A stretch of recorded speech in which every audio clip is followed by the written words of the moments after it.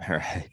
I keep getting these sneezes that like they come and then I don't sneeze and then it just all gets congested inside of my head. How are you feeling, by the way? Uh Better today. It's I think yesterday was kind of peak. I had a pretty tough headache like most of the day and just like it was all just in there. And but yeah, now I woke up this morning, I was like, I don't really feel sick anymore. Oh, that's cool. All right, nice. It's so funny like handling sickness now just is so, I don't know, it's so different for me than a few years ago. It's just like, yeah, body's happening, doing stuff like I'm I'm not sick. I'm just, there are things happening inside of me. And just like the less, I don't know, desire, resistance, all that shit that you try and overlay on top of what's happening makes it so much easier to deal with. Holy shit. It's wild. Yeah, it really is. And it's funny because the healing process goes by like much faster. I was talking to someone about this yesterday. Actually, we were talking about this in Patreon to some degree, and it inspired a bunch of thoughts after the fact about our mentality, about how disconnected and stressed out we are, and how much of the damage that we create to ourselves individually, physically, as well as to the world around us is really the result of that divisive, stressed out mentality and all of the kind of habitual reactions or knee-jerk reactions that we do as a result of that stress. And so often we create chaos while we're trying to make things better just because we're all fucked up. It's really helpful to recognize that so much of what we look at in terms of the degeneration of our environment and ourself is the result of us just getting in the fucking way. And yet when we don't, things magically start to heal, almost like the healing process is innate to life and it would happen if we didn't interfere with it quite so much. So that got me thinking about how much the community itself is working individually on letting go in their own lives for themselves.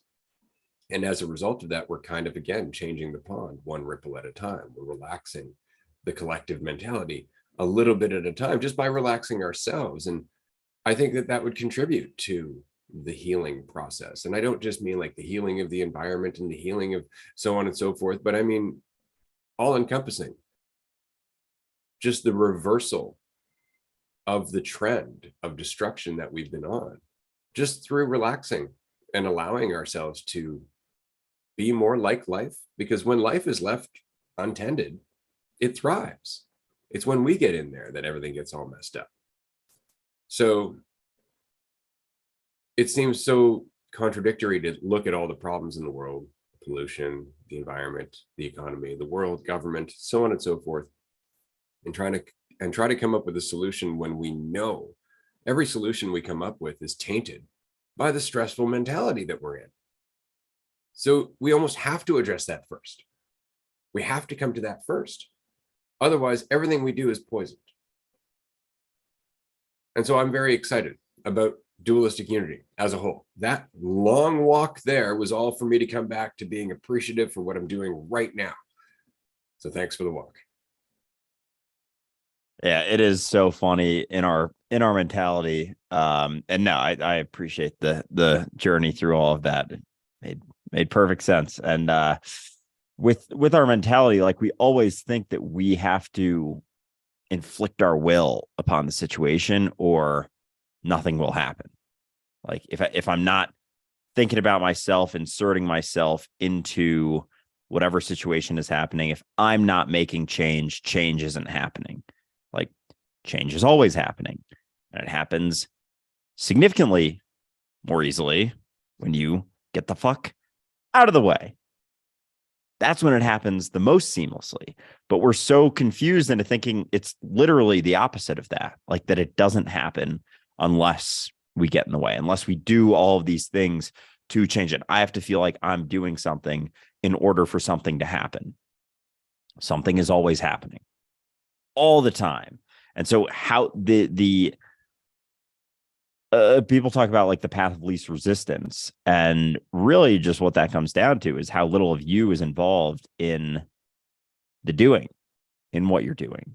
in the things that are happening, how little of the ego is involved in the thing that's happening. How little do you think the thing happening and the outcome of what's happening means about you? Like how little can you attach your value to the outcome, positive or negative, to the situation that's happening? How little credit can you take for what happens? Because then you don't feel like you have to inflict so many things, and you're actually a little bit clearer and allow things to play out more seamlessly than you getting in the way. But we think we always have to be in the way. Like, we actually think that we should be in the way, that it'll be better if we are in the way. And I posted a video yesterday about how, like we were talking about, all live stream yesterday, like, you don't have to think about yourself all the time. You actually don't have to bring your idea into every situation and have this concern for what every situation means about the idea of you. You can shut the fuck up sometimes. And like with every video, there's pushback. People are like, a lot of people are like, oh, this is so helpful, blah, blah. And some people are like, this is so rude to people with mental health issues. Like, you don't understand. Oh, this is the same as saying, just be happy. Just stop being depressed. It's like, no, it's almost the opposite of that. You think that I'm saying to just stop feeling a certain way. No, I'm saying stop judging what you're going through and what you think it means about you.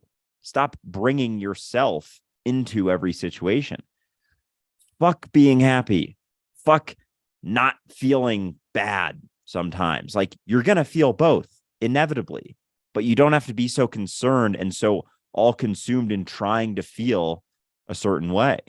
It's not about just be happy. It's about just stop fucking trying to be happy all the time. That's more what it comes down to, is stop trying to be that. Stop thinking that that's the end goal. Stop thinking that life is about being happy. It's not. It's not about being happy. But as long as you think it is and you're not, you're just going to feel more depressed. That's where depression arises from. It's from thinking that life is supposed to be happy, to a degree, obviously, but we're thinking that life should be happy, or you should be experiencing something that you're not. Then you resist it, and you feel worse because of it. But it's all rooted in that idea of yourself and bringing that into every goddamn situation that you experience. And you don't have to. It is an option, but a lot of people don't recognize that it's an option. And so therefore they think they have to. And if they don't, then they fucking die, or that they cease to exist if they aren't constantly thinking about themselves. But you don't have to. It is an option. And that's really most of the time all we're ever saying is that it's an option. You don't have to. It's not that you should, but you can. I have to tell you, man, that it's amusing to me on some level, just because I've been through this for so long. I'm so used to these responses, and you've come to this point where it's really clear at this point, like, no, it's really not that. Like, it's not, you're not, it's somebody the other day responded, oh, more toxic positivity. I wrote back, I'm like, no positivity here, friend. Listen again. And it's because there's no positivity here. Like, you're saying something, you're like, but that doesn't mean you have to keep translating it as something that means something about you. Like, it's really very clear, but you're getting met with resistance. And this is the reason, because of the mental health stuff they're going through. See, that's the filter. That's the gap between you and them. That's the gap between the insight that you're trying to share and their capacity to actually hear it.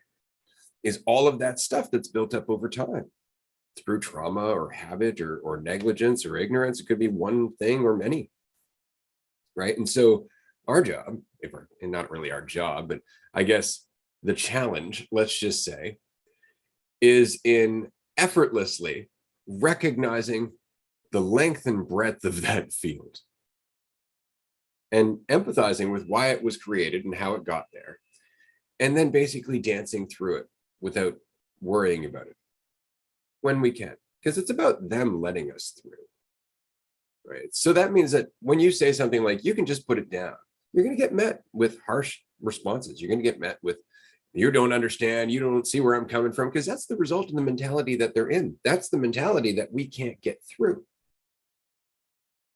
Right? So we have to get those responses because that's part of the work. And I think that's really important to remember, because when you start making videos, when you start sharing these insights about how you've become more free, how you are feeling, and you get those harsh responses, sometimes you're like, oh, maybe I'm not doing it right. I'm not spreading the word the right way. I'm not sharing these insights with the right wording. I'm not using the right tone, all that. No, fact is that the harsher the response, more likely you are. It's a harsh recognition, but it's true. You live in a world that is largely built on avoiding basically the simple fact that your idea of yourself isn't the truth. We've put a lot of investment in our idea of ourselves, nations, religions, all of it. Now you look around at fashion, you look around at what drives the market as a whole, you look at the fact that everybody, even in a workplace, wants to achieve a bigger, better title somewhere in that hierarchy. We can't help but think this way now. We don't actually know there's anything else. And so when all of a sudden you're like, oh, hey, did y'all notice that we're kind of running in circles? Nobody wants to hear that because they've invested a lot in running in those circles. So you're not going to make friends right away until one of the people running in circles, looking half dead because they've spent their whole life just running in circles, not getting anywhere, will see you and go, why don't you look so fucking tired? And you'll be like, so what I've been trying to tell you. And they'll take a note and they'll go, oh, and then there's two of you not looking so goddamn tired. And other people running in circles might take more notice. That's all this is about. It's not about you going out there and going, I can save you. Because the fact is that mentality needs to want to be saved. Not even want to be saved, but want to save itself. It's really what it comes down to. It has to come down to that point where like, no, it's for me. It's for me. All my trauma and narrative be damned. That really is the intent, like that feeling behind it. Like, yeah, oh yeah, no, all those things we can get. Oh, the trauma, yeah, the abuse, yeah, the negligence, yeah, lack of family, all that shit. Fuck it. That shit's not holding me down anymore, because right now is right now. And that's all I've got. And I don't know how long I've got, so I'm not going to waste the rest of it worrying about shit that happened before. I'm just not. And you have to have that attitude. You have to have that attitude, not worrying about it. You still have to deal with it. It's not like you can just bypass it, right? But you don't have to worry about that process of dealing with it. When you're dealing with it, you can go, oh, I'm dealing with that again, and let it pass. But that's, again, part of the process. And people aren't always going to think that you are their friend for doing so. Despite you saying, you don't have to do that. They're going to say, well, you don't understand and you don't care about my struggle. Yeah, I even put in the caption of that video, you've always been perfect. And like people are resistant to that. They're like, fuck you, you don't know what I've been through. It's like, are you hearing what I'm saying? But it's funny because and I've started going back and forth more with people in comments and just questioning even like their point of view, because a lot of times people will comment not expecting a response at all, and they'll be like surprised if they leave an angry comment. They're like, I didn't really mean that. And but someone was commenting how you don't understand, this is what people with mental health, sometimes people will just say people with mental health go through. It's like, I totally understand like what they mean by it, but it's just like, it's such a generalized term. It's like, come on, you can be a little more specific. It's like putting in the least amount of effort to say that you're suffering through something, and you're just like, I mental health. And like, you can be more specific if you, but it's like, they don't even want to, because they're like, I have issues and therefore I have more value because I have this thing that I'm going through. And they aren't even willing to look at it. And so they'll say, you don't get it because like to just tell someone they don't have to think about themselves, like, I have mental health. And it's like, okay, mental health struggles or something, maybe. But then I'll ask, like, then what is it? Like, what does help then? And like a lot of times they won't even respond, or they'll just say that there's other thing. I don't even know half the time like what they respond with. A lot of times it's something else that doesn't really make any sense. And so they're not even looking for a solution. They just want to validate that certainty that they have about themselves, that they're someone who suffers. It's like I'm saying the root of that suffering is your perception of yourself, but they don't even want to look at that. And I guess like there's obviously a process there, and sometimes I don't don't give that process enough not credit, but just like, I don't know, empathy. Sometimes like there's obviously a big process in getting from those two things. Like there is, the reality of it is that there is, but if you think that there is, then it'll keep you from it longer, almost. Like as it plays out, there's a process. It does take time, but if you think it takes time, that's going to be another excuse to not face it. And you can let go of things here now, and it's the only place you can let go of things. As things unravel, it goes over time, but it happens now when it does happen. And I think that's important for people to keep in mind. And then just one other thing you said about people wanting job titles and a bigger job title. I haven't even spent a second thinking about what our job titles are now. That just hit me. I was like, wait a second.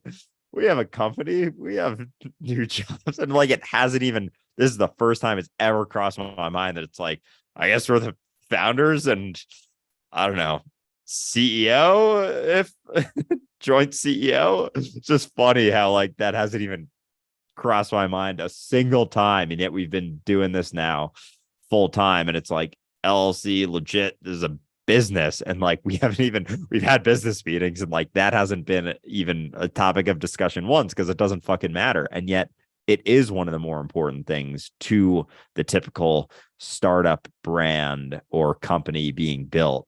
It's like people want that title to throw on their LinkedIn and stuff. And it's just so funny. The I don't know, duality of those things there. That's hilarious. And the reason I find it even funnier is because we have had a meeting about a title, but it was Amanda's title.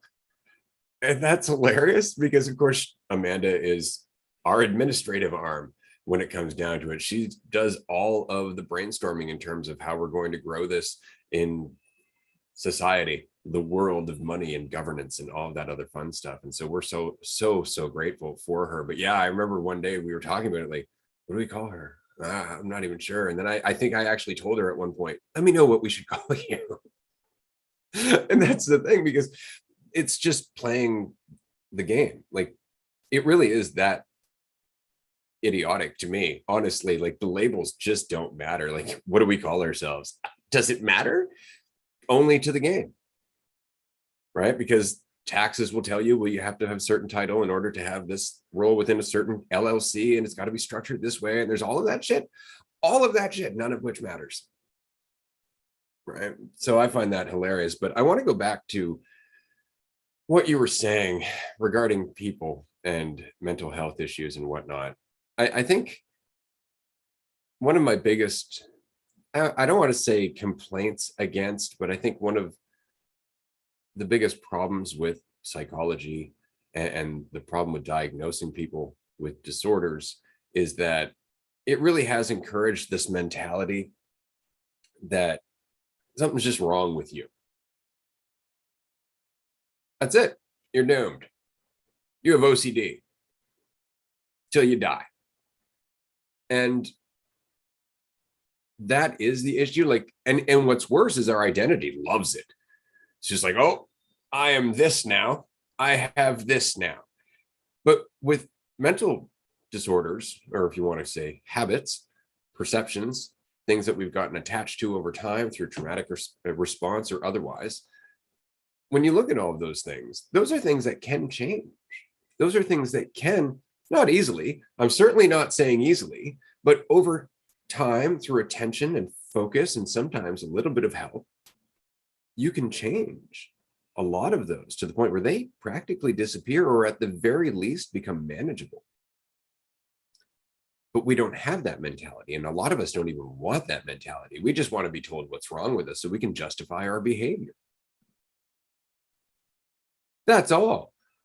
My life is really hard in this system. I need a label to tell me why it's really hard in this system. How about just because the system's fucked? Maybe it has nothing to do with you. Krishnamurti, again, it's no measure of health to be well adjusted to a profoundly sick society. That's the point. Here we are getting ADHD diagnosis. Reality is fucked. They're telling you something's wrong with you. You're actually closer to the non-linear learning mentality that we're supposed to be in. It's just that you haven't been indoctrinated well enough. You haven't been conditioned thoroughly enough, because you slipped through the cracks through one way or another, probably through trauma, probably through poverty, probably through being a minority. So you're not, at the surface level where they really have to pay attention to you and focus on you. You're at the point in society where they're trying to ignore you or say that you have a mental health issue, right? So they can ignore everything that you're saying. And what's worse is that we willingly line up for that shit. I did it too. I remember very clearly going to the doctor and saying, I have this problem, I can't seem to stop doing this, blah, blah, blah. Let me give you this pill. And how about this pill? Oh, you have an imbalance in the chemistry in your brain. No tests were done. Nobody tested the chemicals in my brain. There was none of that shit. It's not like it was anything lengthy in terms of a diagnosis period. It very much was, oh, well, that seems to meet this box, this box, this box. Have this prescription. Oh, this is happening too. How about this prescription? Well, how do those mix? Well, that's a great question. Let's find out, right? Meanwhile, you're just like, woo, I know what's wrong with me now. And there's that false certainty. But there's the kicker. I know what's wrong with me now, rather than just, I know what I've been going through. Because you don't. That's the problem, right? You think it means something about you. You keep trying to assign it meaning. And then some asshole in a white coat comes along and says, yeah, this is what it means. And you're fucked. Sorry, I get a little passionate about that because it's so often the case, especially with teenagers. Like, holy fuck. They go through so much because of the way their brain is developing, because of the enlarged amygdala, that whole fucking giant fear response. That's why everything when you're a teenager feels like the end of the fucking world. Well, what do? Well, we're like, well, that's not very orderly. You can't focus on your homework. Therefore, we're going to medicate you. How about just change the fucking system so they don't have to do so much goddamn homework, so they have time to self-reflect on all these giant, intense fucking emotions that they're going through. Oh, but you haven't finished calculus. Even though you don't fucking need calculus when you're 16 years old. It's so half-assed backwards, but we actually get into the habit again because we identify of thinking something's wrong with us instead of the fucking system we're a part of. So I'm just saying this to everyone. I know it's a bitter pill to swallow, especially when you've suffered. But the fact of your suffering doesn't mean something's wrong with you. It may mean something's wrong, or not wrong, but askew with the mentality that you currently find yourself in. Maybe the way that you perceive yourself, maybe the way that you perceive the world and your relationships, maybe that is causing some toxicity or disempowering you so you don't feel like you can actually change your life. Maybe that's the case. That doesn't mean something's wrong with you. That shit can change. I know it can change. But it really does come down to whether or not you're telling yourself it can't. And if you're telling yourself it can't, you have to ask yourself why. What's the payoff? Yeah, and coming back to, it all ties into identity, false certainty, and all of those things, and allows us to kind of pass up the responsibility of dealing with the thing that we're going through. Like when someone is diagnosed in a certain way, it gives them that false certainty, and then they almost feel like they don't have to deal with it anymore. They're just like, oh, this is my life sentence. Like, it's literally becomes a life sentence for people. And then they just kind of sink into it. And they're like, oh, this is me. And it's just like another thing added to their wall of identity. Like, got a bunch of fucking flashcards on a wall, and it's like, this is you. And they just get to add, something to it. It's like, none of that is the truth of what you are, but it all cuts you off from that potential to be anything. And everyone has certain things about themselves that are unique, but we're all unique. We're all unique little snowflakes floating around. And I think we forget that sometimes, as much as I say that, like, tongue in cheek, half joking, but not really. Because we have, as Ray was talking about, like, the system tries to bend us all into the same thing, into the same kind of cog in a wheel for the system, worker bees to keep pushing the system along. And there's a certain mentality that is best suited to push that system along. And if you don't fit it, there's something wrong with you. No, there isn't. There's something wrong with a system that tries to push everyone into being the same fucking thing. And if you're outside of that thing that it's dictated is the right thing to be, you get medicated, you get diagnosed. That's it.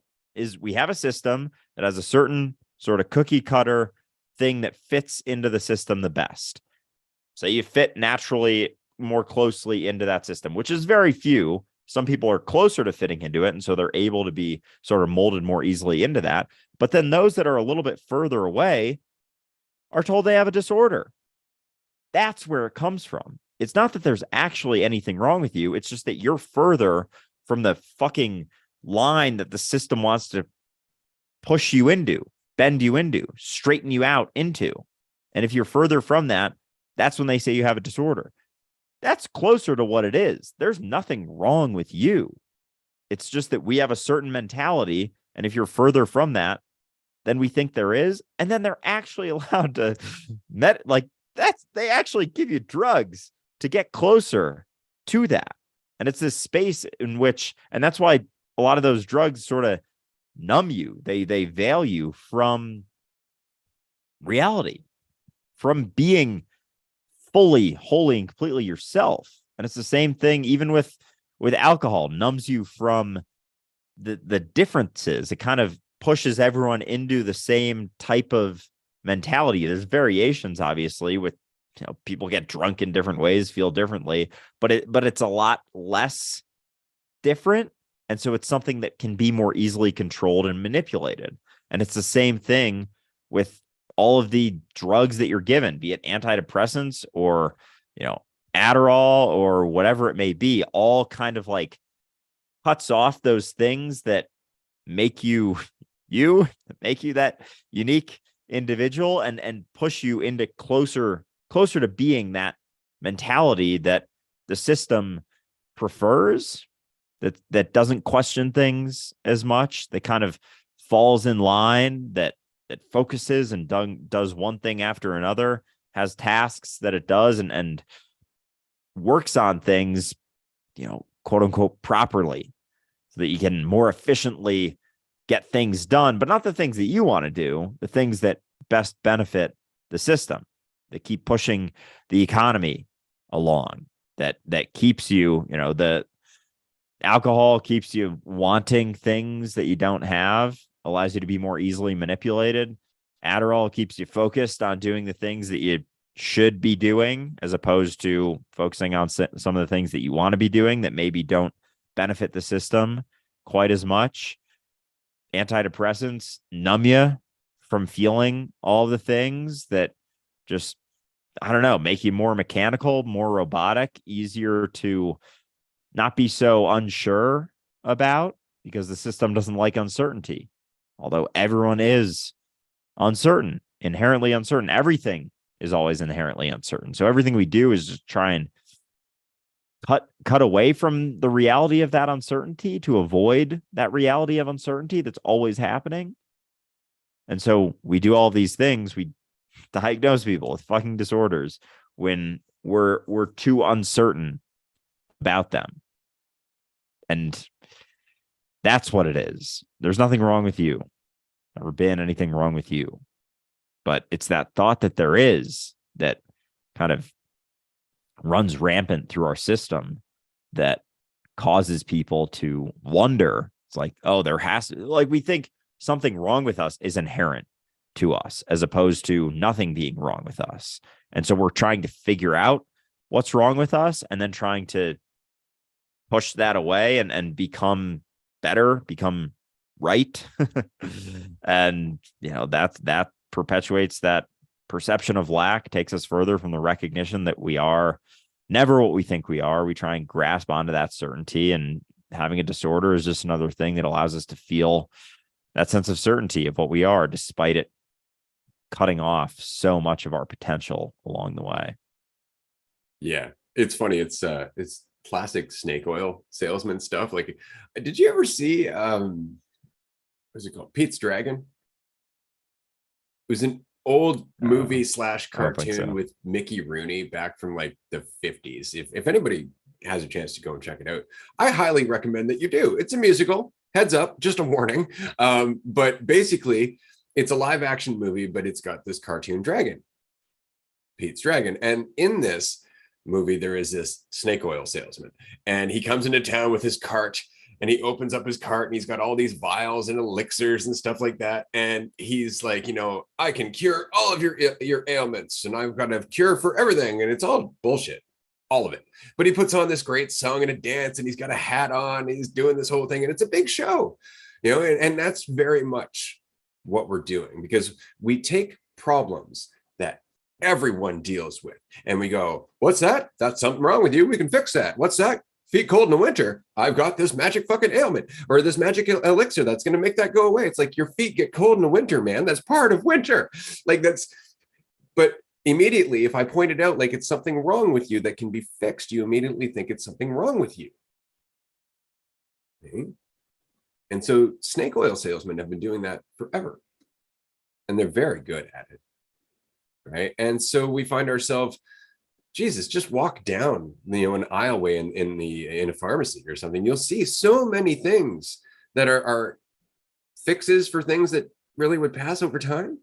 You know, some of them, especially, some of them are helpful. I'm not going to say all pharmaceuticals are bupkis, but, you know, a lot of them are made for the point of profit. And that is why we should be suspicious of them. The sheer fact that we're not suspicious of the pharmaceutical industry, knowing that it makes a profit, is stupid. Like, that shows you how out of whack everything is, that the government, the very people that we put there to take care of our system, aren't watching the people who are most likely to be taking advantage of us. More than likely because they're also the most likely to be taking advantage of us, and they're all working together, and they are, and we know all that. But so all of this said, it's funny because we can have this conversation, and I know a certain person would go, this is a really negative conversation. You guys are talking about the world like, you know, it's a fucking nightmare. Yes and no. I mean, the fact is we're talking about the world as it is. We're talking about the system as it is. You'll notice that I'm actually rather lighthearted about the whole thing. I can tell you all kinds of layers to this collective fucking nightmare. And I can do so with a smile on my face and laugh at the absurdity. And that's the important part. It really is important to recognize that you worrying yourself into a point where you feel disempowered against the system or in the world, or you feel disconnected, doesn't do anything to change this. This thrives on that mentality. So, as counterintuitive as it sounds, and I understand, what about, you know, sex trafficking, and what about, you know, drug cartels, and what about blah, blah, blah, blah. I get it. You know, all that shit sucks. But again, the society that we are in makes it possible. It encourages the mentality that eventually goes down that. for profit alone and power. So that's what we need to change, is our, I don't know, our fixation on the mentality that wants profit and power, that thinks it needs profit and power, and that is willing to sell its fucking soul to get it. It's not as bad as we think. It's not as dark as we think. It's just going to take some time to change. But changing the darkness means becoming the light.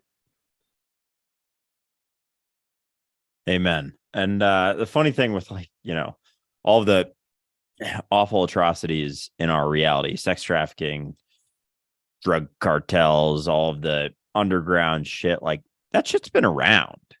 And if anything, it's only gotten worse. And we've known that it's fucked up for a while. And people have been trying to do things about it for a very long time. Has it gotten better?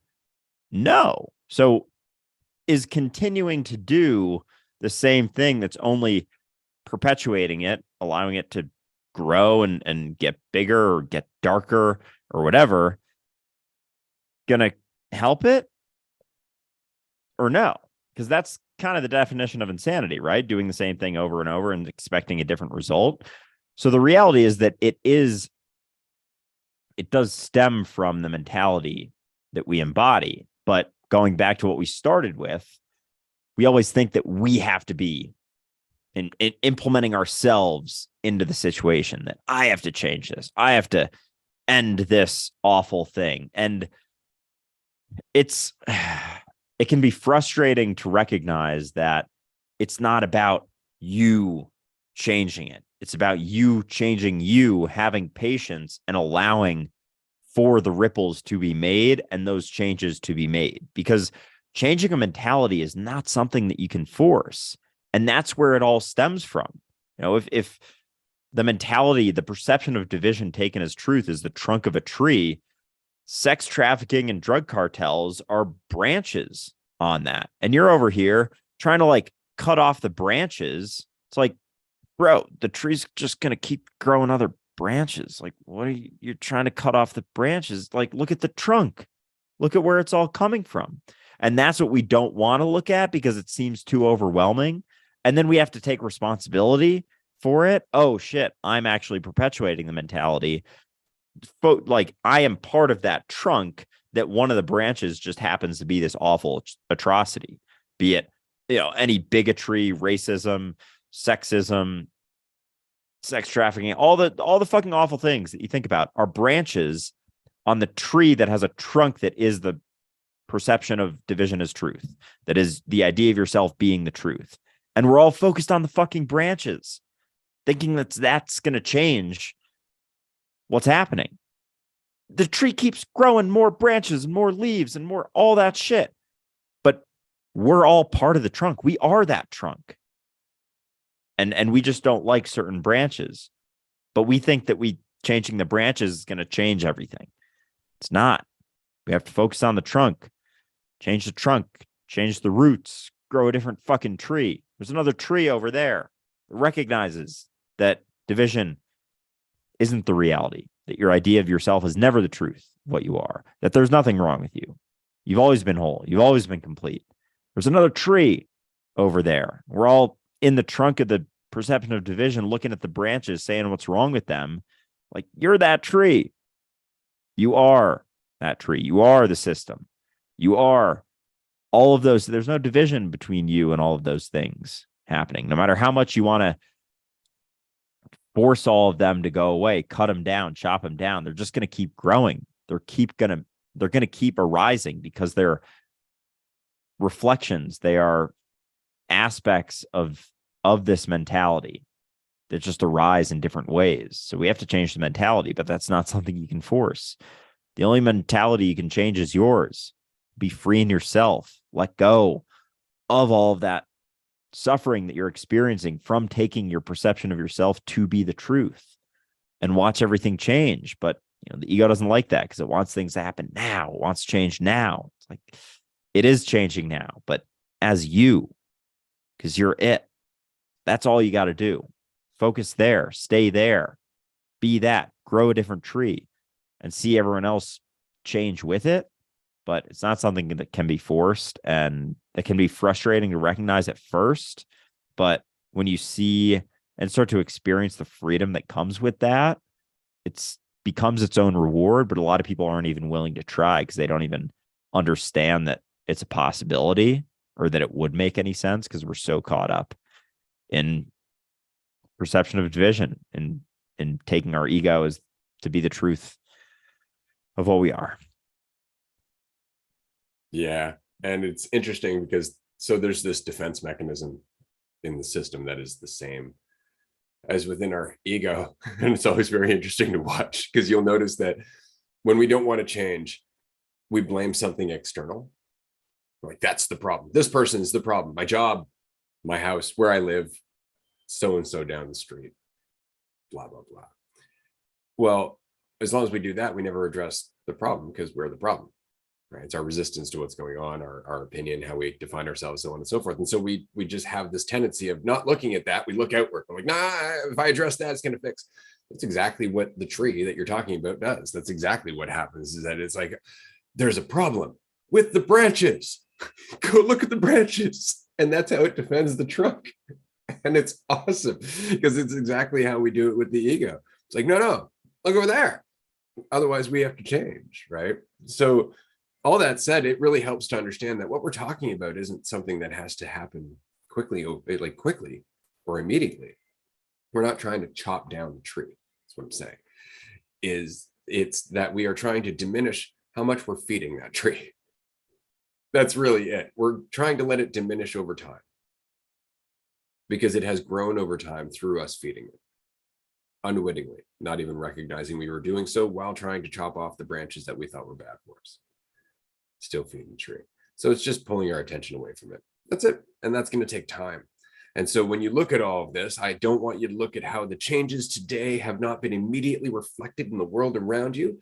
I would like you to look at all the changes in yourself, how you are feeling in terms of alignment with who you are versus conflict with what's happening moment to moment. And then watch that change over the next decade. You really do have to have patience with this. It's a rolling over giant. It's a sleeping giant that takes time to roll. You know, you're huge. You take time to change, but it starts today, which means relax, enjoy yourself, kick back, enjoy the conversation, participate where you want to. Don't take yourself too seriously, and don't tell yourself you're doomed. And that's it. Just keep it light. That all said, I want to change directions quickly for a moment, because we've been babbling now for about 45 minutes, which is always fun, but we haven't addressed all of the awesome people who are in our audience right now. So I just wanted to say, hi, everyone. Thank you so much for joining us. We really appreciate you being here. We appreciate your support. We appreciate the fact that you're part of us diminishing this tree and growing the other one, or putting more attention into the other one. And by the other one, I mean us, as we are. We really appreciate all of your support. And I want to give a shout out to all of our new patrons, because since last week, we've had a whole bunch of new Patreon supporters.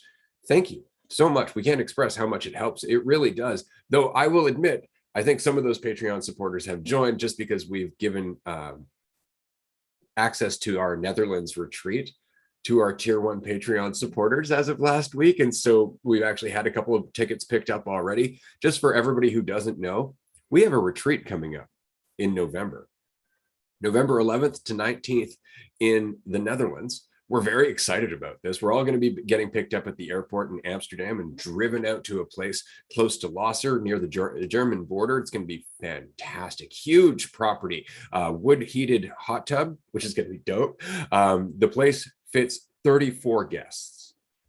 34 guests. We have our chef Caitlin, who is going to be joining us. The place is massive. It's just gorgeous. And so Andrew and I are going to have a chance to connect with so many members of our community at this retreat. And because there's so many of us going, the tickets are less expensive than the retreat that we have here on Vancouver Island. Frankly, because we can diminish the cost because of how many of us are splitting it. So if you are available November 11th to 19th, we would love to see you. Tickets are available right now on Patreon. They will be publicly available when we get into March. So anybody who wants to join us who isn't on Patreon, as of March 1st, it will be on the website at dualisticunity.com. You can buy that ticket. Last shout out, we have one ticket remaining for the April retreat on Vancouver Island. This retreat is much more intimate. It is much smaller as I get my face to make the human word noises. There are going to be 9 guests total. If you've ever wanted an opportunity to get to know Andrew and I one-on-one in an uninterrupted space, this is it. Because the Netherlands retreat, although it's going to be awesome, and it will be awesome, that's going to be way more of a community event. You're going to be meeting people who are on our Discord, people that you might have met in our Patreon groups and our free public groups, people that you might be chatting with through social media that are a part of our community. These are people that are the foundation for what we're developing here in terms of this growing discussion. And so the Netherlands is really our opportunity to bring them all together so we can meet one another in person, really establish those bonds in a deeper and more fulfilling way, and then go back out into the world and maintain connection with one another and keep making those ripples while we come up with more and more ways to bring us all together. So the Netherlands is going to be dope. Don't miss that. But if you are free April 1st and you can come to Vancouver Island, don't miss that either. I promise it's epic. Yes. Yeah. Hello, everyone as well who are in here now. But yeah, I'm fucking hyped for both of those coming up. I mean, yeah, one more ticket for Vancouver Island in April. That is a blast. We've done that one before, so Ray and I will be coming back for round 2, ready to fucking rock and roll. And yeah, that one certainly is a more intimate experience. There's a lot more one-on-one time, a lot more, smaller group chats and whatnot. It allows us to really, really connect with everyone on a much deeper level, more intimate level, just by design. There's 9 guests as opposed to over 30 that are going to be at the Netherlands. So if you are interested in more of that intimate connection, like Vancouver Island is definitely the spot to be. And there's going to be more coming up too. We're going to start figuring out some for 2024 as well. But yeah, one more for Vancouver Island. That's going to be a blast. But yeah, Netherlands, that's going to be so fucking sick. It's going to be like it's almost going to be like a Rager meets deep conversations meets just like a great time meets week-long vacation in a beautiful spot with a chef and a bunch of cool people who aren't gonna, I don't know, there's something about being in society that just makes living more difficult. Like I think that's one of my favorite parts of the retreats is that it's a completely different mentality. It's not the one that you experience when you're with your family and friends who aren't willing to question certain things. They don't want to talk as deeply with you about certain stuff. And a lot of people who come to us, a lot of people in our community who listen to the podcast, who are in Discord, on Patreon, like, this is the only place that I can talk about these types of things. People in my life, they're just not willing to question themselves. They're not willing to question their beliefs. And so at the retreat, you really are able to sink into a full week being surrounded by people who not only are willing to question, but actively question themselves and everything that they believe to be the truth. And through that, we can get closer to being the truth and experiencing the truth together. And it's incredible because it's like this little pocket of reality that's just free in itself, that's open and honest and vulnerable and doesn't have their guard up so much. They're not as afraid of opening up because everyone's working on themselves. Like, everyone is actively working on their own sorts of things. And so they're willing to be there for everyone else. And through being there for everyone else, everyone's, I don't know, finding so much more freedom in themselves. So they're incredible experiences. But yeah, Vancouver Island, certainly going to be much more intimate, obviously with the smaller group. And then, yeah, Netherlands is going to be a fucking blast of a time. It's going to be a lot of fun existing, and it's going to feel like, I don't know, I feel like it's going to feel like another planet, another universe for a good week. And it's probably gonna like at our first retreat on Vancouver Island, it felt like it was months that we were there. And that's one of the coolest parts too, is that you're really sitting in eternity the whole time. And there's some, there's some substances that help us experience that sort of freedom. Certainly, if you're interested in hearing more about that stuff, we talk more about that on Patreon because they're private groups and whatnot. But yeah, tons of fun. Couldn't be more excited for all of them. Yeah, absolutely. And I wanted to throw this out there because there is a big difference in the Netherlands. Okay, so we have semi-private rooms in the Netherlands where, like our retreat on Vancouver Island, it would just be two people, two different beds, obviously. So those rooms are shared. And that's all of the second floor of the lodge, our semi-private rooms.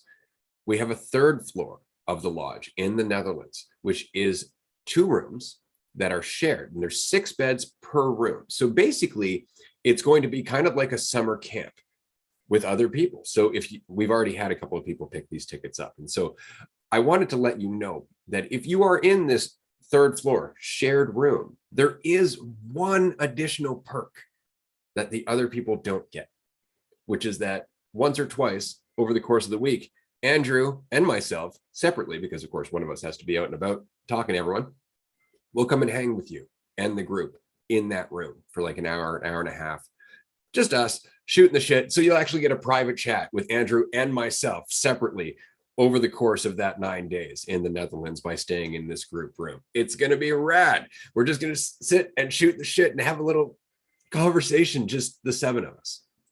So it's going to be a different experience that unfortunately we can't offer to everybody else who's having a semi-private room, because they may have a little bit more in terms of privacy, but we don't have that much time to go and hang with everyone that way. So we're going to do this specifically for the people on the third floor. It is a third floor perk. And I say that because the third floor tickets are only $2,000. They're a bit less than $2,000, I think. Anyway, the point being is that they're pretty fucking cheap, considering that all your meals, all of the additional party favors and whatnot are all included. Everything's included with that. There are no additional costs. So you're set for the whole 9 days for that cost. So definitely consider jumping on the third floor if you're looking to save money and you want to have a private discussion with Andrew and I. That'll be your best option. But the semi-private rooms are also awesome. They all have their own bathroom and whatnot. The lodge is beautiful. It's just gorgeous. I'm really, really excited. And again, about that wood-fired hot tub, because how often do you run into those? But yeah, it's going to be very much like dropping ourselves on another planet. I did want to share. It's funny because we spent a good period of time talking about like the toxic system and everything that's happening in the world. And now we're kind of talking about the ripple that we're creating in trying to grow that other tree that you were talking about earlier, Andrew. And it's so interesting because we've had the one retreat in November. We've had this other retreat coming in April, and then we have the retreat in the Netherlands coming in November. 2024, we're looking at Australia. We're looking at Vancouver Island. We're looking at the Netherlands again. That's just what we know right now. There may be another mini retreat in June in Colorado this year. Not only that, we're looking at little like 1 or 2 night events, maybe dropping into a local city or into a city in North America and just renting a venue and having everybody show up so we can all just shoot the shit with all of you for a whole night. Tell me that wouldn't be rad. But we're always trying to come up with ways that we can connect, that we can bring people together. I mean, at one point we were even talking about a tour where we just drive across the US from one state to the other, just so we can meet as many of you as possible. So these are all things that we have plans for. And these are all things that, frankly, I would love to do. You're listening to this show, but I would love to talk to you in person. I would love to meet you. I would love to hear the victories that you're having in your life, the challenges and the shit you've learned from it. How much can I pick up from you? There are so many of you. And so it's going to take time to grow this tree, but it's through your attention. It's through your help. It's through everything that you're doing in your own life that this is even possible. So whether you're on Patreon, Discord, or you're just listening now, thank you. I just want you to know that we're not going to squander whatever energy and attention that you're giving us. We're going to put everything we can into making this tree grow with everything we've got. So I'm grateful for your help. Both of us are. And that said, before I pass it over to Andrew, anyway, before I pass it to Andrew, I just wanted to say we are going to be doing a group discussion after this in about an hour on Patreon. You can join us. It's only $5 a month. Patreon.com/dualistic unity. There's some additional perks as well. If you do go to tier 2, you can actually talk to us up to 5 days a week. So I don't know who else would ever offer that. Honestly, I've had people go, aren't you doing a lot for very little? Honestly, I can't imagine a better way to spend my time. I love hanging out with our community. Like, they inspire me every day. And frankly, I mean, these are the kind of people that I would love to hang out with day to day in my life, in the world. And so it's just a matter of time until we fill in the cracks and all come together. Amen. We're going to keep filling in those cracks as best we can. Speaking of cracks, someone is typing some savage comments in the Twitch stream right now. Aware. I know. I saw the response. They cracked me up. Yeah, no, oh fuck, what was I gonna say? Just regarding community stuff, I think if anything, we're just doing our best to be an example of a way that you can live your life, and we express it through the videos that we post, obviously through the podcast and everything. But as much as we talk about it, like, we very much do our best to embody it as well. That's why we do so much for so little. Like, we have faith that as this grows, things will work out, things will play out, things will shift, things will change. And we're just relaxing into that flow of things, having faith in ourselves, having faith in ourselves as reality, as you, and just seeing where it takes us, and being free in ourselves along the way, not trying to force something to happen that we think is best, because we know that we don't know.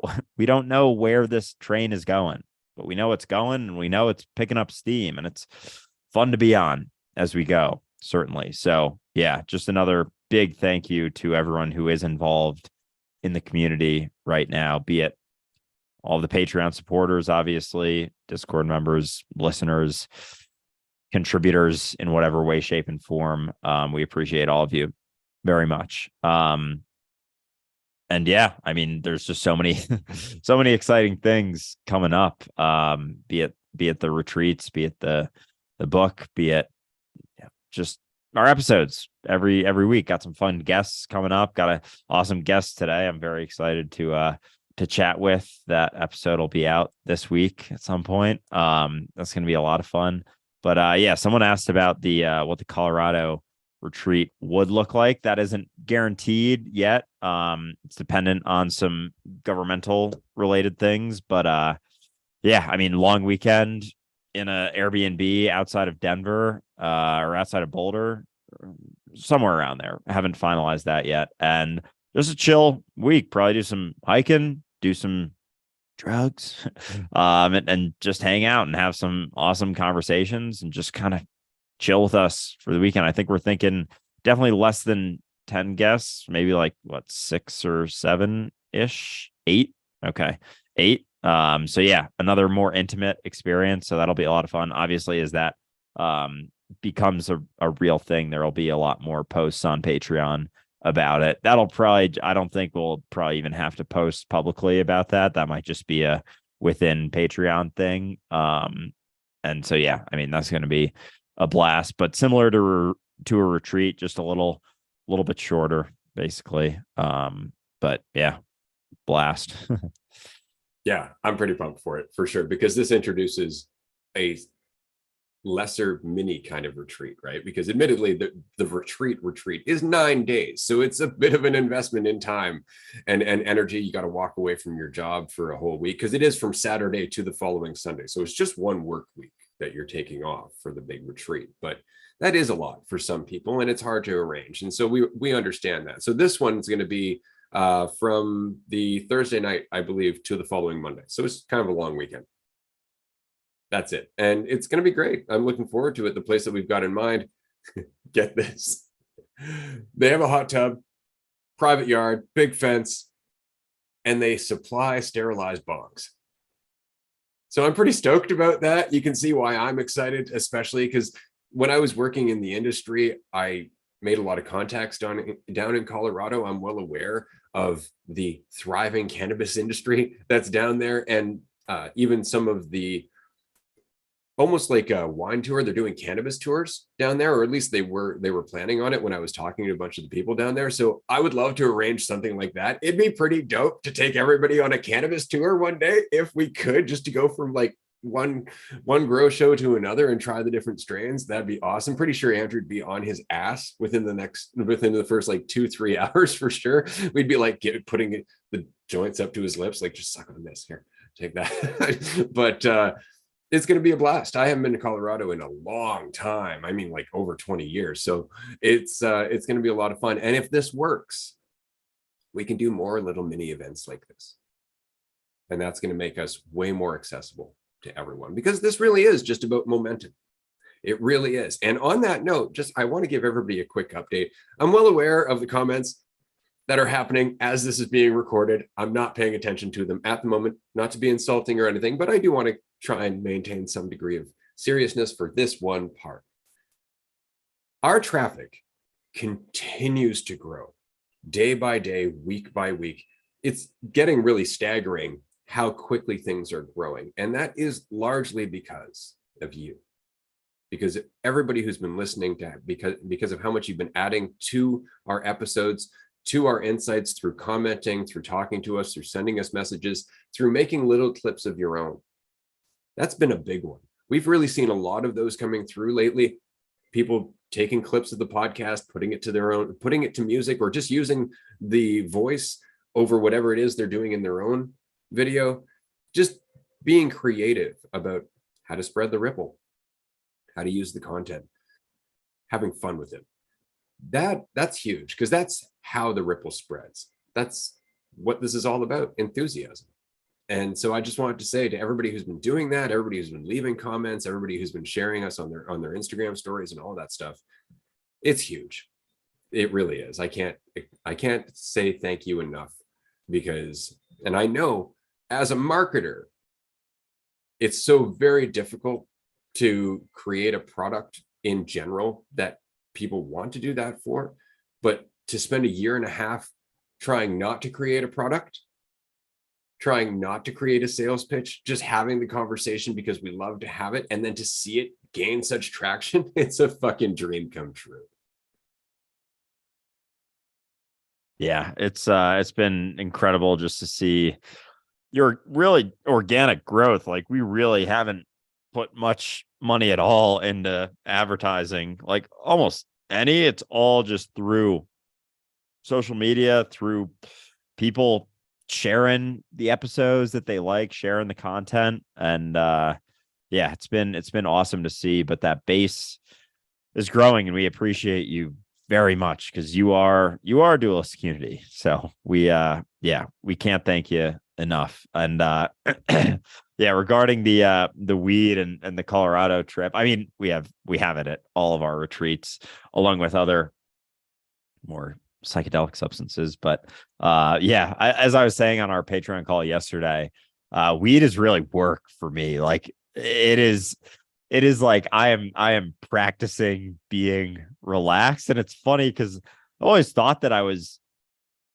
a relatively relaxed person, and like, I've gotten way more relaxed for sure, even over the last, since you just listen to Dualistic Unity from season 1 to season 4, you can see how much I've changed in my tone of voice, and just, I don't know, body language, mannerisms, all of it has been more relaxed. But even still, like, weed kind of, I don't know, it shows you what you're not hearing. Like, it shows you all the thoughts going on behind you. And I was talking about my edible experience on Patreon yesterday, but I took an edible 2 nights ago, and it really just like takes all those processing thoughts and like puts them in the forefront of my reality. So they're like loud in there. And it was kind of cool though, because it was a practice in me seeing them and being able to let them go. Just being like, yeah, those are there. I don't have to take them seriously. I don't have to pay attention to them. And when I was younger and took some edibles in college, like, I was like get these out of here. Fuck these thoughts. Resist all of this. I don't want to be this high. And but now it's very much just like, okay, this is okay. I'm okay. This is all right. And it's just that constant sort of reminder. So then when I'm not as baked as I am when I'm super high or on an edible or something, it's even easier to relax and to be relaxed. But it is very funny how people have this perception of weed and like, oh, drugs and all this stuff. But really, like, so much of our society is not relaxed at all, almost ever, like always stressed. And sometimes doing something like that can be a great practice in working on that. Being relaxed is one of the most important things that you can do with your life. Like, being relaxed doesn't mean you're complacent, doesn't mean you don't do anything. It's just a mentality that allows you to more easily do fucking everything. Everything is easier when you're relaxed, and everything is harder when you're stressed. And yet we think that stress, like being stressed and all the time, is like a necessary way to live. like we think if we're not stressed, we're not going to do anything. If we're relaxed, we're not going to do anything with our lives. We're just going to sit there like a fucking potato. No, being relaxed allows everything to happen so much more easily. And then your life is actually fulfilling. Like, the things that you're doing moment to moment are actually enjoyable because you're relaxed going through them, as opposed to not enjoying everything as you go, thinking that getting to a certain place or achieving a certain thing, that's what's going to make you happy. So we're always trying to get to that one little point because we're not fulfilled in our experience as we go. And being relaxed is a massive part of that. It's so important. It's probably one of the most important things you can work on, is being a little bit more relaxed throughout your life. And, drugs can help you do that. And they're tools, they're not things that do it for you, but they sometimes make it a little bit easier for you to get there. But with weed is funny for me because like it kind of forces you there. And if there's resistance to it, it makes it tougher, but it gets you. I don't know. So I always just find that interesting. I'm curious other people's perspective. I'm sure we'll talk more on Patreon after this, but it's funny. Just, I don't know how it is like an active process that I have to do. I'm sure over time continues to get easier. Like, I can handle weed a lot better than I used to be able to, but it's just funny how it works like that. And it's just not what people think of it. So yeah, anyway. Yeah, no, it's good practice for sure, because this is my favorite part, especially if you deal with social anxiety or you're worried about judgment. Get really high and just go out to like a grocery store or any store or a mall and just wander around and talk to people randomly. And you'll get this thought in your head as you're talking: can they tell I'm high? And that's the practice right there. Who fucking cares? That's the point. Who cares? And once you've stopped caring, they can't tell you're high, because the only reason they can tell you're high is because you're all fucking nervous about being high. That's the only reason. So keep that in mind. I wanted to turn towards a question that we had here. Andrew and Ray, I have my first job interview this week. I'm trying not to be nervous, but realizing that what they think of me shouldn't be as important, as I just need to be myself. But I still have these nerves. Thoughts? Yes. So I said this to my daughter the other day, and it's valuable. It helps, let's just say. You'll notice that feeling nervous and feeling excited are very, very similar, with one difference: you. When you're thinking about yourself, you're going to be nervous because you're trying to measure your value, which means that your value goes up and down according to the results of today's interview. That's where that nervousness comes from. There's a deadline. There's a test at the end. See? Right? Whereas not thinking about yourself, not thinking about the test, not thinking of it as a test, changes it to excitement and presence. And that's the whole point. So I use this example with my daughter.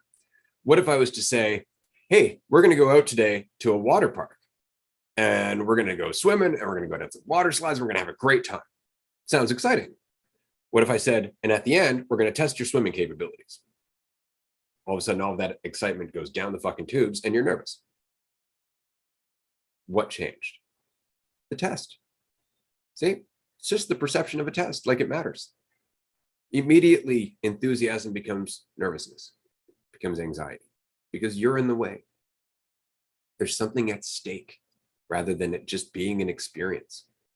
See, you're going to have a lot of interviews in your life. You're going to meet a lot of people. It's like I say to my daughter all the time, you're going to have so many friends throughout your life, you're not going to remember all the friends you don't remember. Same is true for interviews. It's your first one, seems huge. One day, you're not going to remember what your first interview was. It's not going to matter. There's going to be so many others. Try and keep that in mind. Look at the long term. The short term freaks us right the fuck out. But once we start recognizing, like, right, you're going to be here for the next ever, it really does change the tone. Okay, so this is just one interview of many. Treat it that way. That's all. And you'll notice that that nervousness starts to fade. It's not going to go away right away. Don't think that you're not going to be nervous today. Don't even think that that's something that you should be able to achieve. Like, I should be able to kick my anxiety. I should never have to feel nervous. Nah, fuck that noise. It takes time. It takes time and practice and going into interviews and feeling a little nervous and realizing it didn't do shit for you. That's really it. It's going through it and recognizing what we're talking about through experience, not just trying to memorize it and apply it. Go to the interview, feel nervous, realize it didn't do shit for you. Next interview, maybe you'll recognize, well, didn't do me any good to be that nervous. That's it. That's all it is. It's really about you. It's not even about the end result. It's not like you not being nervous is going to guarantee you the job. Let go of the fucking job. Yeah, well said. I like that example of, I've never thought of it like that, that when we perceive it to be a test, it immediately there's nerves that are involved in that. Like with the water park example, you can just think of an interview like go to a fucking water park. It's just an experience that you're having. Doesn't mean anything about you. And yeah, so just to add on to that, for me, dealing with nerves, I think when you're feeling nervous, it's important to remember that, like, there's nothing wrong with being nervous. You don't have to not be nervous. You can crush the interview and be nervous at the same time. I actually find a lot of times when I'm not nervous about something, I get a little bit more caught off guard by it. Like I'm almost too chill about it. And then I'm like, ah, shit. I like the nerves are a way to build up some energy for the thing. So I actually appreciate nerves a lot more. I used to have the perspective that, fuck, I don't want to be nervous. If I was just not nervous, then everything would be fine. And I would try and resist the nerves, thinking that if I could not be nervous, then I'd be able to do well, do a good job, crush the interview or the presentation or whatever it may be, or just the fucking conversation with someone. And when I recognize that there's nothing wrong with being nervous, like I can be nervous and do a good job at the same time, I stop resisting the nerves so much. When I start feeling nervous, I'm like, yeah, that's okay. Nothing wrong. It's just a feeling. I don't have to get rid of it, because as you try and get rid of it, it just gets more powerful, gets stronger. What you resist persists. Like it gets so blown out of proportion because you think you shouldn't be feeling it. Therefore, there's that resistance. So through letting go of that resistance to it, you'll actually notice it kind of fade away a little bit more. It's not to say that it won't still be there, but it won't be at the forefront of your reality because you're not giving it so much attention through that resistance to it. And the other kind of go-to advice I have for nerves, especially with interviews, is just understanding that you don't know how the interview is going to go. You don't know if this job is right for you. You don't know if not getting the job is actually going to be better for you long-term in your life. You could have another job interview that you haven't even come across the job in 2 weeks. It's going to be a way better situation for the rest of your life. You don't know. You don't know shit. You don't know shit about fuck. As there's a quote, I think that's from Ozarks, maybe. There's a girl who said something like that. I always love that line. I haven't even seen the show. I just heard the line somewhere. You don't know shit about fuck. And you don't know if the interview that you're going to go to, you don't even know if getting the job is best for you. So as that kind of goes away and you're like, I don't know if getting this job is even the best case scenario. Not getting the job could be a better case scenario for the rest of your life. All of a sudden your mind's like, well, fuck. What do we do? I can't be nervous for something that I don't know if it's going to be better or worse for me getting the job or not getting the job. It's like, exactly. You don't know. You never have and you never will. So just do your best, prepare, and treat it as an experience, not as a test. Just an experience. It's just another drop in the bucket of experiences that you're having in your life. And then you might actually enjoy it. You might, look around, walk into the office and be like, oh, kind of cool office. This could be fun. I wonder who I'm going to have a conversation with. Could be a fun conversation. And just treat it like that. Take the test part out of it. Take the idea that getting the job is the best case outcome out of it. And those nerves drop a little bit more. But as you're feeling them, nothing wrong with them. You don't have to get rid of them. You can be nervous and do a good job at the same time. Yeah. Hell yeah. I just wanted to give a shout out quickly to Brittany, who's going to be joining us in the Patreon group after this. I know she's in the chat right now, leaving comments. I just wanted to mention, I smoke a joint before every Patreon group, more or less. So I'll be high. If anybody's wondering, I often am in the Patreon groups. Frankly, just, why the hell not? I'm usually high when I start a raw episode. So I just thought I'd throw that out there. As for whether or not I smoked my hair away, no. My hair ran away because of everything that's going through my consciousness. I'm more or less sure. So I just embraced it, shaved the thing. That's it. Makes it nice and simple, because admittedly, I'm not one of those people who really gives a shit what I look like. So whatever makes it easier, great. As Andrew's aware, if he doesn't occasionally say, Ray, you're looking a little scruffy, I just keep getting scruffy. So I just don't care, right? That's all. I just want to throw that out there. I'm going to be high and I shave my head because it's easy. Fair enough. Yeah. And I sometimes smoke before calls as well. I don't know. It's more fun. I definitely enjoy being high more than I used, as I was alluding to before. But yeah, it's a fun time. And sometimes people on Patreon will smoke before too, or take a microdose or whatever. And we're just there chatting. There's nowhere to go. There's no topics to the conversation that we need to cover. It's just like, let's just chill and chat and have a good time together. That's really all they are. There's no expectation whatsoever. But yeah. And I don't know, maybe one day I'll shave my head too. And Ray and I will be matching. You enjoy that hair while you got it, buddy. That's all I'm saying. Like, for sure. Absolutely. While this is voluntary, it was also kind of imposed over time. Fair enough. It's funny. We might as well get into this. It's one of those conversations that we don't normally have, but it does come up from time to time with clients and whatnot, especially with female clients, because there is often this consideration, and it's not untrue. It's not that there's anything about this that is untrue, that women are typically looked at according to their physical appearance. And so as they get older, they start to become a little bit more insecure because society wants them to look like they're in their 20s. And often they'll say, well, that's unfair for women. But I would counter that the same shit happens for dudes. It may not be as noticeable because men are also valued based on how much labor they can do. Like, even if you're ugly as shit, as long as you can do a lot of work, you're valuable in society, right? Well, on the other hand, men who risk losing their hair, men who start to go gray, men who start like coloring their hair, coloring their beards and shit like that, things like that's still a consideration. You have to understand, men go through the same thing of feeling like they're unattractive just because they're not meeting the norm. It's there for us too.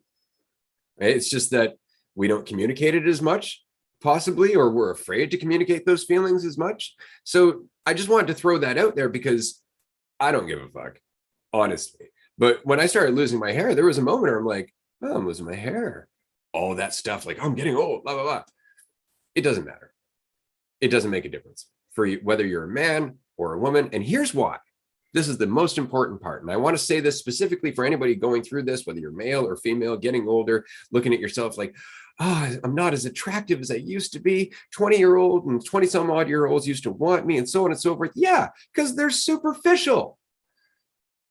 Keep that in mind. You have to talk to those fucking people afterwards. And you have grown as a person. You shouldn't be trying to be valued based on the same superficial mentality that you grew out of. There are so many other reasons that you're attractive to people who have depth. There are so many more reasons that you have value.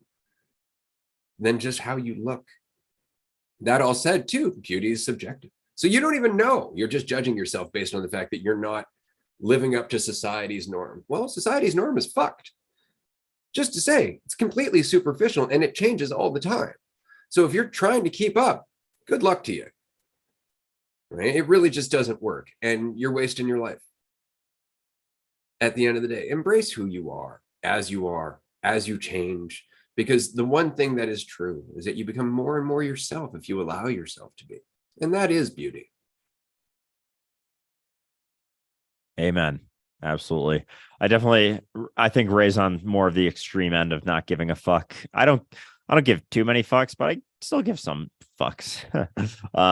Like my hair I felt like it was thinning a couple years ago, and I started taking some stuff for it, some hair loss stuff. And yeah, it is what it is. I don't think about it much anymore, but I still do it. There's still that aspect of me that gives some fucks, and that's okay too. It's not that there. It's interesting because sometimes I'll get comments because I have made some videos about that like, yeah, I was insecure about losing my hair. I didn't want to. I started taking some drugs for it, like some hair loss stuff. And people would comment like, oh, so you do care. Oh, that's like vain of you to think that. It's like, no, like I don't think about it anymore. And I could not tell anyone about that. I could not make videos about it, but I am. And would that not be more like less beneficial to society to keep it close to the vest? Because I have friends, I have people on social media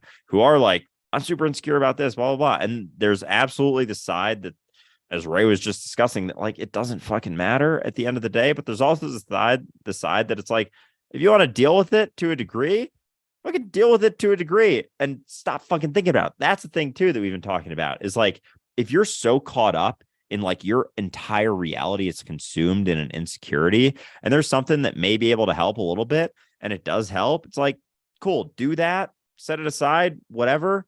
There's still a root there that the idea of yourself is involved in, but there's nothing wrong with any, there's nothing that you should or shouldn't do. It's not that you shouldn't deal with things to the degree that you can. Everyone is to some degree doing something that, they care a little bit about, or even if it's just not, I think Ray's at a point where it's just like, he wears clothes because he doesn't want to go to jail. And so like, there's that consideration, but like still kind of a consideration, I guess. I don't know. That's like a different ballpark sort of, but yeah, there you go. But everyone's dealing with different things, and like, there's nothing wrong with being insecure about different things, and you don't have to keep it so bottled up. Like for me, I've found a lot of freedom in being open about stuff. There's a lot of insecurities that I used to have that I would never express. And as I started to express it, I found people being like, oh shit, you deal with that too? Like I deal with that too. And then they're like, oh, that's not this thing that I have to be ashamed of. Oh, I can deal with it. And so I don't know. I'm all about being more open and honest about things, because I think that's what keeps us more connected and allows us to see our connection in everyone. We don't have to keep everything so fucking secretive all the time. Like, people deal with shit, and everyone's dealing with more similar things to you than you might think. It's just there's very few people willing to talk about it. And I think that's a big difference between men and women as well. Like women, there is more of a societal expectation, but men have societal expectations as well.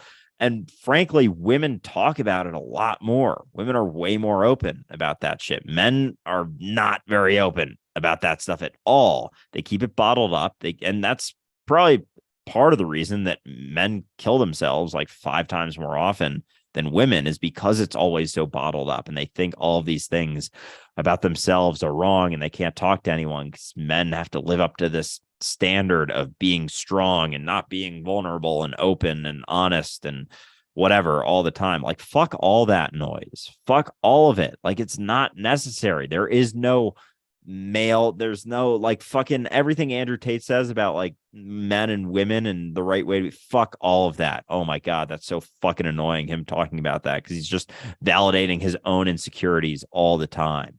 That's all that he's doing. It's like he's trying to feel better about the way he sees himself. And he's trying to convince other people that that's the right way to be so that he can feel like he can feel better. You don't have to do all of those things. There's no right or wrong way to be a man or a woman. Like you just be you, be open. Like being open is actually where freedom lies a lot of times is being open about all of those things, because you'll find that that's where you find connection. Like everyone's always like, oh, if I'm open and honest and if I'm authentic, like no one's going to like me. Like no one's going to, I have to fake it in order to find people that like me. It's like, find out. You haven't been open your entire life and you're still suffering through all of these things. Like, why don't you just be yourself for a little while? Give it a shot. See what happens. Not to say that like all of a sudden this whole group of people is going to come running towards you and you're going to have this massive new group of friends immediately, but you're going to be free in yourself. And when you're free in yourself and authentic, like that's what people resonate with. They resonate with that mentality significantly more than the fakeness and the trying to be something that they're not, hiding everything about themselves that they're insecure about. Like everyone's fucking insecure about stuff. Everyone deals with it. So if you're open about it, they're like, oh shit, you can be open about it. And then they're more open about it. Everyone's feeling more free. Society starts to change. We don't feel like we need all of this external shit to feel better because we don't feel like we're okay as we are. We think there's something wrong with us at all times.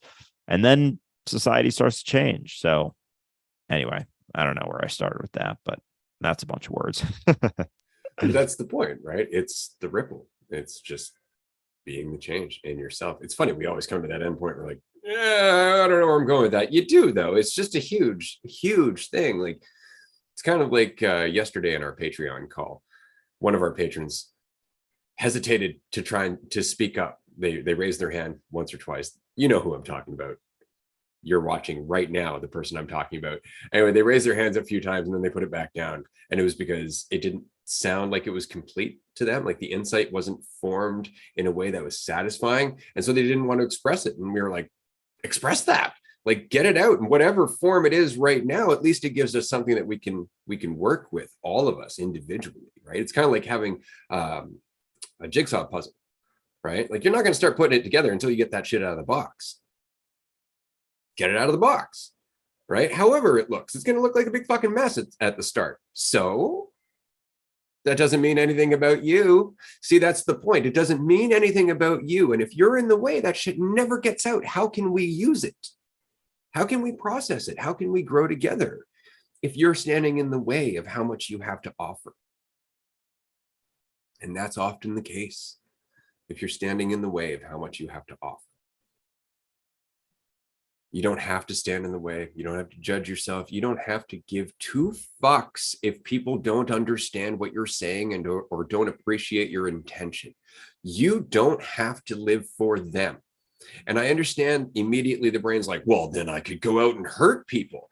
If you're even worried about hurting people right now, chances are you're not going to. If you stop thinking about it all the time, it's not like that changes. See, you're still you. You don't have to be afraid to keep yourself in line. The fact is you have those thoughts because you're already considerate. Trust yourself. Trust yourself. You don't have to be liked by everybody. That doesn't make you less considerate just because somebody doesn't appreciate you. It doesn't make you less just because someone doesn't see how much you are.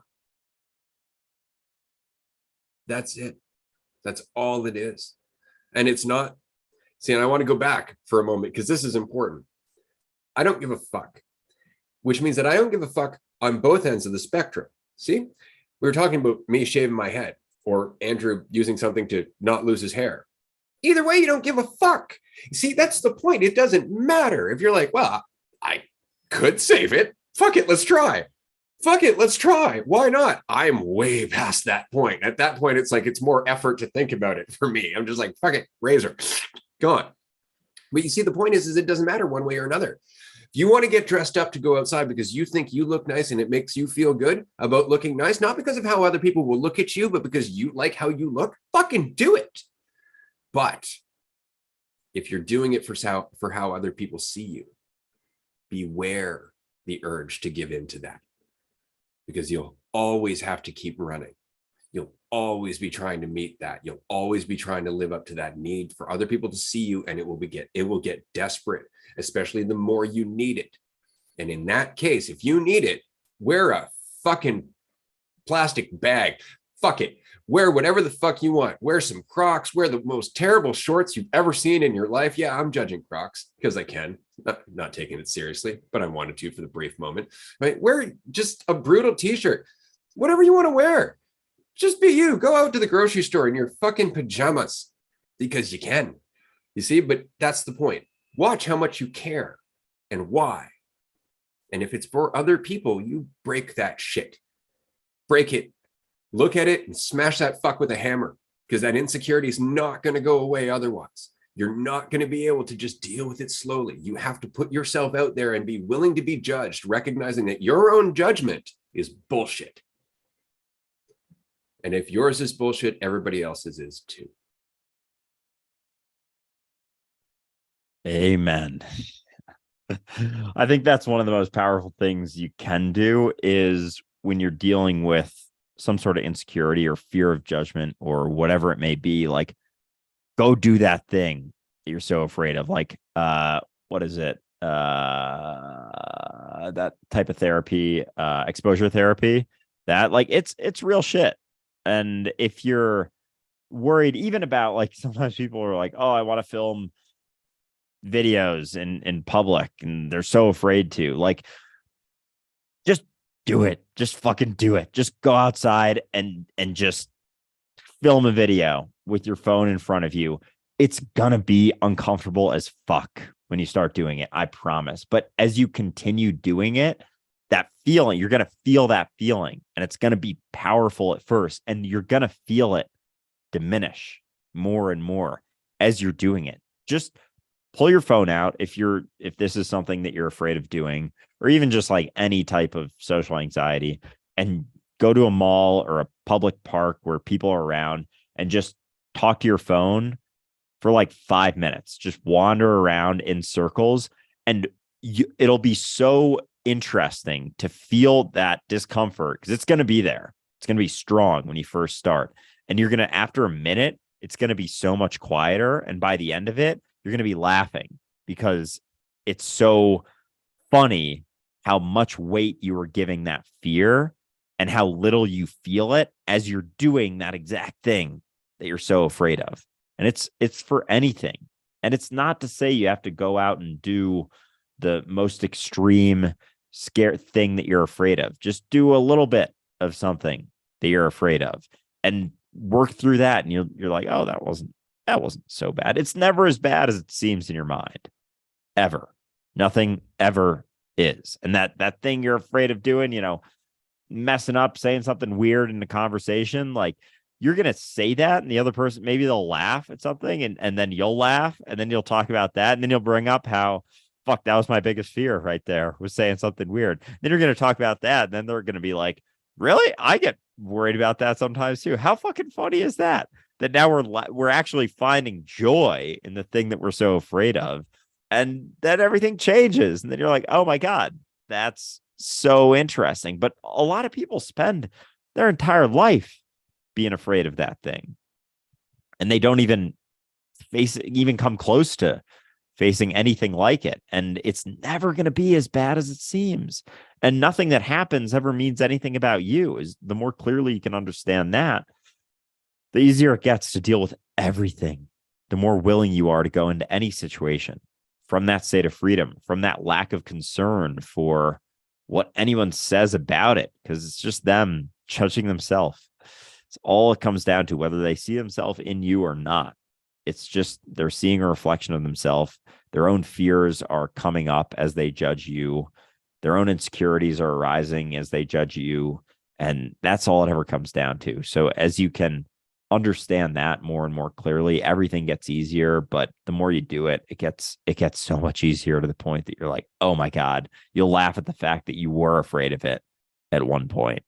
And then just everything starts to unravel, and you're not so afraid of doing anything, because it's all cumulative. It's all interconnected. All of those experiences build on themselves. And just the more you do them, the easier it gets. It's not going to be easy at first. You're not going to feel like you're good at it at first, but you get better. It gets easier, but you got to do it, and no one can do it for you. No, but it is about just keeping it in mind, and keep it in mind in a way that's funny to you. Remember, the brain's a real cock. Like, it will fuck you right up. It will, because it's simplistic. It's always looking for a black or a white solution. Everything to the brain, it's like, it's either going to be good or it's going to be bad. It's going to be everything we're afraid of. It's everything we want. Nothing in between. Like, the brain is just a simplistic asshole, which is useful to some degree because it makes complex problems a little easier to digest. We break it into simplistic pieces and then we can process them accordingly. But it does have this tendency of kind of implying that everything is black and white all the fucking time. And it's not. It's not. It's not that you're going to go to that interview, for the person who left the comment earlier, and it's going to be a good or a bad experience. It's going to be an experience.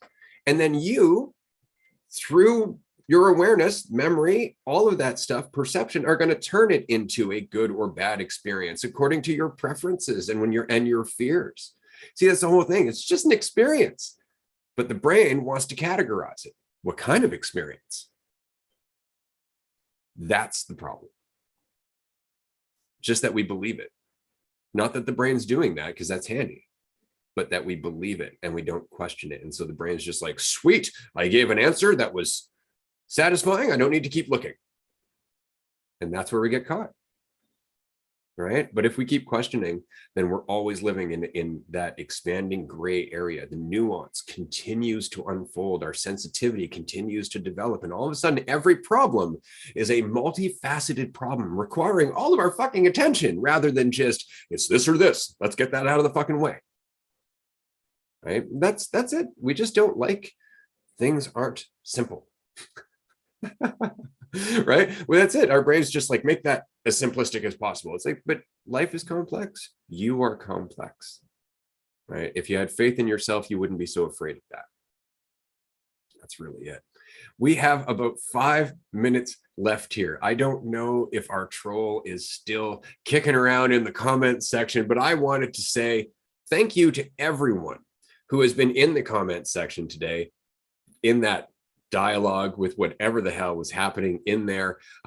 We appreciate it. I think it's a great exercise in what we were talking about at the beginning of this episode, in terms of what you're going to deal with in having a conscious conversation, in the reaction you're going to get from the world around you, and the common mentality that it's coming out of. So I think that was perfect. I thought the timing with that was just great. But I do want to thank everybody who was dealing with that in the comment section. I appreciate all of your patience. I appreciate the fact that you turned it into a running joke, where you laughed at it rather than getting offended by it, needing to protect the sanctity of dualistic unity or any of that shit. It's important. And just to the person who was leaving all those comments, I had a good laugh, regardless of how ridiculous it was. Yeah, likewise. I was certainly laughing along with it. That's what you got to do with it. And when you can come to a place where, beyond just laughing at the absurdity of other people's comments, like when you start laughing at yourself too, like that's when you really start to find that freedom. When you can look at something you were so afraid of, or something that you did, and just laugh at it. Like, everything has humor in it. Like, the absurdity that you take something so seriously in a reality like we're experiencing can be funny. Like, when you're so caught up in something and then you realize, oh, I was just taking myself super fucking seriously, and then you laugh when you see it. That's awesome. That's when you're in a place of just taking everything pretty lightly. But until you get there, it's not going to make much sense to laugh at yourself. It's not going to seem so funny when you're going through the shit. But I don't know. There's humor in everything that we go through. There's humor in all of the absurdity that this reality, and you know, you're going through some shit, and then eventually you come to the other side, and you realize that it was just about dropping something that you were holding on to so tightly. You're just like, oh my God, I was just going through something for a month, and I just did the thing that I could have done weeks ago. Like, you can get frustrated if you want, or you can just laugh at it. And through laughing at it, that shit drops so much more quickly. And then you don't get as worked up if it comes around again. So you're like, I had a good laugh out of this at the end of this before. Because it is funny. It is funny to take anything here so fucking seriously to the point that you get so worked up and so angry and so frustrated and so stressed out about something that, you know, it inhibits your ability to appreciate this reality for what it is, which is all you, which is you, just the fabric of you, all of it, whether you recognize that or not. It's all you. So everything you're getting worked up about, everyone you're getting worked up about, is also you. And there's a humor in that when you get so worked up and perceiving other people, getting frustrated with them, you're like, oh shit, they're me too. Yeah, they are. Always have been, always will be. You're not going anywhere. You've always been here, and you always will be here.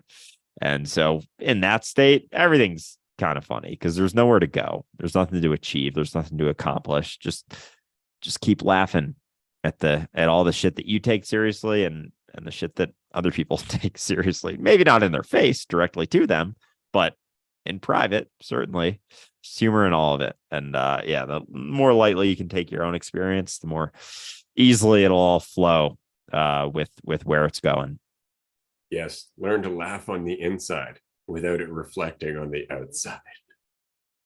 And that works to your advantage to a certain degree. We will talk about that, of course, maybe in the group after this. I want to say thanks to everybody who joined us on YouTube Live and especially Twitch. Twitch is something that we just recently joined in the last few months, so we are very much trying to build our audience there, and we appreciate everybody's support. Thank you for following or subscribing, whatever it is that you do on Twitch. We really do appreciate that.